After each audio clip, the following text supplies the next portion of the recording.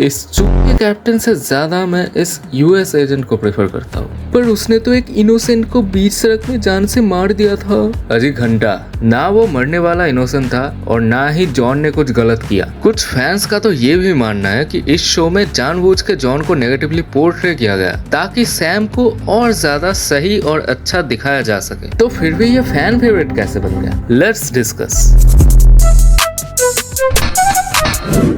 पहले इन कैरेक्टर्स की जर्नी और बैकग्राउंड समझना जरूरी है। सैम को बहुत साल से जानते हैं। पहले एज फैल्कन एवेंजर्स का मेंबर था और कैप्टन की हेल्प करता था, इसीलिए कैप्टन बुढ़ा होकर अपनी शील्ड सैम को दे देता है। पर सैम को लगता है कि वो ये डिजर्व नहीं करता, जो सही लगता था, तो रेस्पॉन्सिबिलिटी से भाग के वो शील्ड खुद गवर्नमेंट को डोनेट कर देता है, खुद दे देता है। अब सरकार कैप्टन अमेरिका का टाइटल किसी और को देने के लिए किसी बेस्ट डिजर्विंग कैंडिडेट को चुनती है, जो कि जॉन वॉकर होता है। वो चुना गया था सरकार के द्वारा, उसने कब्जा नहीं किया था शील्ड पे। जॉन था एक हाई लेवल सोल्जर, बहुत ज्यादा हाई लेवल। फिजिकली वो बेस्ट कैंडिडेट था कैप्टन अमेरिका बनने के लिए, सुपर सोल्जर सीरम के बिना ही। उसको 3 मेडल ऑफ ऑनर मिले थे, जो कि एक्सट्रीमली रेयर है। वो बहुत कॉन्फिडेंट, पेट्रियोटिक और ऑर्डर्स फॉलो करने वाला आदमी था। मतलब अगर कुछ ठान लिया कि करना है तो करना है। स्टीव रॉजर्स को वो बचपन से हीरो की तरह देखता है, ऑल्दो उसके साथ कभी मिला नहीं था। तो सरकार ने जब उसे वही हीरो बनने का मौका दिया, उसने लपक लिया। उसको शील्ड मिली, नया सूट मिला और कैप्टन अमेरिका का टाइटल भी मिला। और बाद में ये सुमड़ी में जाके सुपर सोल्जर सीरम भी ले लेता है। ये serum by the way perfect version था सुपर सोल्जर सीरम का। इवन इससे बॉडी में कोई चेंजेस भी नहीं होते थे और सारी सुपर पावर्स मिल जाती थी। तो इट्स अ फैक्ट कि जॉन स्टीव रॉजर्स से भी ज्यादा स्ट्रॉन्ग है, although stronger is not better, you know. और यही सीरम वो फ्लैग स्मैशर्स जो टेररिस्ट ग्रुप था, उन्होंने भी ले रखा था। तो प्रॉब्लम स्टार्ट कहाँ से होती है? जॉन को शील्ड मिलते ही सैम की जल गई कि मुझे अब मेरा खिलौना वापस चाहिए। हाँ, मैंने खुद दिया था, लेकिन किसी और को खेलने नहीं दूंगा इससे। बस इस एक रीजन से। In the first place Sam John को हेट करने लगता है। शील्ड रखने की बात है तो जस्ट फॉर कॉन्टेक्स्ट बता रहा हूँ, स्टीव रॉजर्स के एथिक्स शायद ऐसे नहीं थे। जब सिविल वॉर में टोनी ने कहा था कि इस शील्ड पे उसका हक नहीं है, वो शील्ड तभी फेंक देता है और तब तक शील्ड को टच नहीं करता जब तक टोनी खुद उसको शील्ड हाथ में नहीं पकड़ा देता, क्योंकि शील्ड की वजह से वो कैप्टन नहीं था, कैप्टन अमेरिका वो खुद था। Just 'cause you carry that shield, it doesn't mean you're Captain America.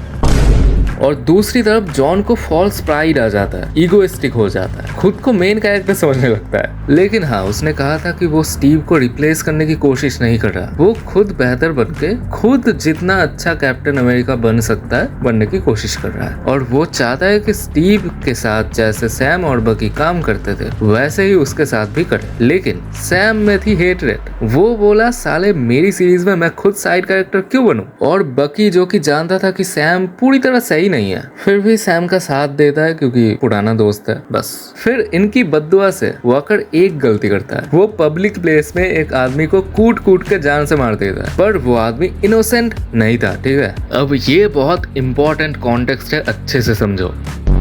Show के मेन विलन्स थे फ्लैग स्मैशर्स, जो कि एक टेररिस्ट ग्रुप थे। पहले तो उन्हें टेररिस्ट बुलाना बंद कीजिए। अबे मैं बोलूंगा, बल्कि ये सुपर टेररिस्ट थे। सारे लोगों ने सुपर सोल्जर सीरम ले रखा था, वो भी परफेक्ट वाला। इन लोगों ने नॉर्मल सिविलियंस को मारा और उसको बोला कि ठीक है यार, छोटा डैमेज चलता है। सबसे गुस्सा तो इस कार्ली पे आता है मुझे। तुम देखो, ये साली पहले तो सारे गलत काम करती है, बॉम्ब ब्लास्ट करके एक्चुअली इनोसेंट सिविलियंस को जान से मारती है, रॉबरी करती है, सिविलियंस को हॉस्टेज रख के गवर्नमेंट को ब्लैकमेल करती है। और फिर भी साला सैम बोलता है कि उस पे सिंपैथी दो, अच्छे रीजन के लिए लड़ रही थी। अच्छा, टेरर और एक्टिविज्म में फर्क नहीं है। वही दूसरी तरफ जॉन और उसका दोस्त लेमार कार्ली और उसके साथी के साथ लड़ रहे थे। तब कार्ली जॉन को जान से मारना चाह रही थी और ये साला जॉन को पकड़ रखता है। सैम और बकी बचाने तक नहीं आते, जबकि वो वही थे। लेमार बीच में आके रोकता है तो कार्ली लेमार की जान ले लेती है, जो जॉन का बेस्ट फ्रेंड था, एक हाई लेवल सोल्जर भी था।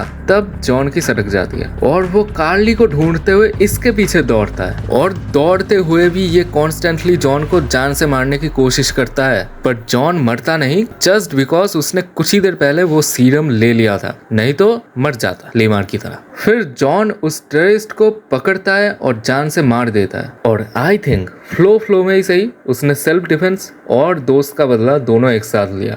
अब तुम बोलोगे कि पर स्टीव तो ऐसा नहीं करता।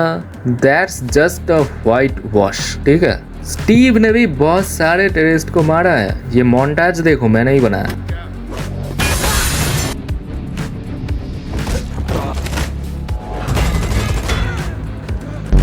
हो सकता है मरने वाला सरेंडर कर रहा था, लेकिन मरने वाला इनोसेंट तो नहीं था। अगर मरने वाला कोई इनोसेंट था तो वो टेररिस्ट नहीं, लेमार था। और वो सारे सिविलियंस थे जो इस सटकेली की वजह से मर गए। और इन सब के बाद भी अगर कार्ली सिंपैथी डिजर्व करती है तो जॉन, जो कि एक ट्रू सोल्जर था और उसने एक सुपर टेररिस्ट को मार के जो थोड़ा सा भी सिविलियंस के लिए खतरा कम किया, उसको तो अवार्ड मिलना चाहिए ना। लेकिन सैम ने जॉन के लिए तो ऐसे स्पीच नहीं दी।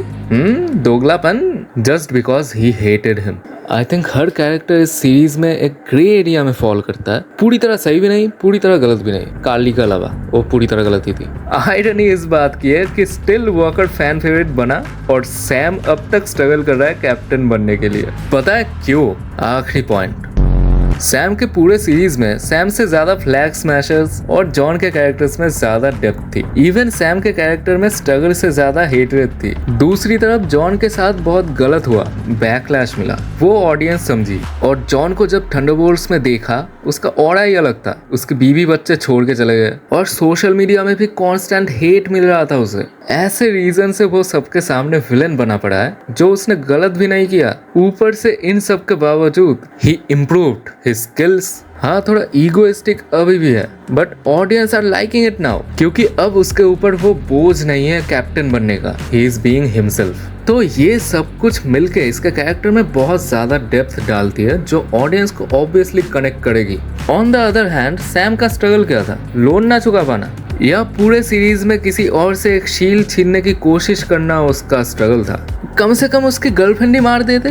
ये तो हर तीसरे कैरेक्टर के साथ होता है। जोक्स असाइड, हम ना ऐसा नहीं है कि लीगेसी एक्सेप्ट नहीं करते। ये लेना जो ब्लैक विडो की लीगेसी कैरी कर रही है, किसी को कोई प्रॉब्लम नहीं है, क्योंकि वो नताशा की जगह नहीं ले रही है और ना ही नताशा बनने की कोशिश कर रही है। She is being herself and people loving it. Same with Kate Bishop, Hawkeye. To be honest, Yelena और केट बिशप जैसे कैरेक्टर्स हमारे दिमाग में आए ही इसी इमेज के साथ है, लेकिन सैम का एक इमेज हमारे दिमाग में ऑलरेडी था, फैल्कन का। तो उसको और ज्यादा टाइम मिलना चाहिए था ट्रांजिशन के लिए, लेकिन वो टाइम आई थिंक मिसिंग है, या वो डेप्थ मिसिंग है। इसीलिए जब भी उसे स्क्रीन में देखते हैं, ये ना तो फैल्कन है ना कैप्टन बन पा रहा है। सबकॉन्शियसली हम कंफ्यूज रहते हैं, इसलिए हम कनेक्ट नहीं कर पाते। उसकी रीसेंट खुद की मूवी में भी वो बनने की कोशिश ही कर रहा है कैप्टन अमेरिका। बट स्टिल एक मौका अभी भी है इस कैरेक्टर को एस्टैब्लिश करने का, डूम्सडे।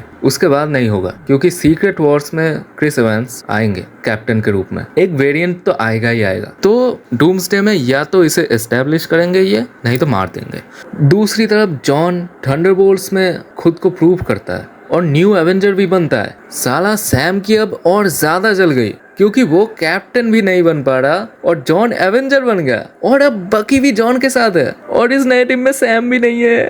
वो सब छोड़ो, तुम्हें क्या लगता है? तुम सब्सक्राइब करोगे कि नहीं?